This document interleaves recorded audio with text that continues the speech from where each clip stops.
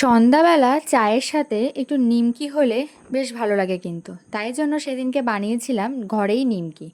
তো প্রথমে কি করলাম, 1.5 কাপের মতন ময়দা নিয়েছি, সেটাকে চেলে নিলাম। চেলে নিয়ে ওর মধ্যে 3 চামচ তেল দিয়েছি, তেলটা একটু বেশি দেবে।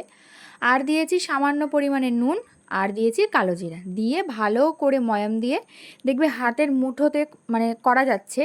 ব্যাস তখন ভাববে যে আমাদের ময়ামটা হয়ে গেছে। এবার অল্প অল্প জল দিয়ে একটা ডো বানিয়ে নেবে, না শক্ত না নরম। এইবার তারপরে 10 মিনিট ঢেকে রেখে দেবে। লেচি কেটে নেবে, দেখো আমার 4টে লেচি হয়েছে। তো এটা গোল না হলেও চলবে। তো দেখো আমি এটাকে মানে নর্মালি একটা পাতলা একটা মানে রুটির মতন বেলে নিয়েছি। এইবার একটা ছুরির সাহায্যে এটাকে আমি নিমকির মতন করে কেটে নেব। তো আমারটা তো ঠিক মতন অতটা আমি ভালো পারিনি, প্রথমে সোজা কেটেছি, তারপরে কেটেছি একটু তেচড়া করে কেটেছি। তো কয়েকটা হয়েছে, আবার কয়েকটা হয়নি। যাই হোক, আমি তো প্রথম করলাম, পরে একবার ভালো করে চেষ্টা করব। তারপরে দেখো এগুলোকে সব আমি একটা থালার মধ্যে নিয়ে নিয়েছি।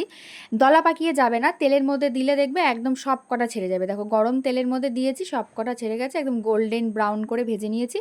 ব্যাস তৈরি হয়ে গেল আমাদের ঘরের তৈরি নিমকি। এর মধ্যে খাওয়ার সময় একটু বিট লবণ উপর দিয়ে ছড়িয়ে নেবে। ব্যাস একদম কত সুন্দর মুচমুচে হয়েছে। তোমরা অবশ্যই বাড়িতে একবার ট্রাই করো, দেখবে ভালো লাগবে।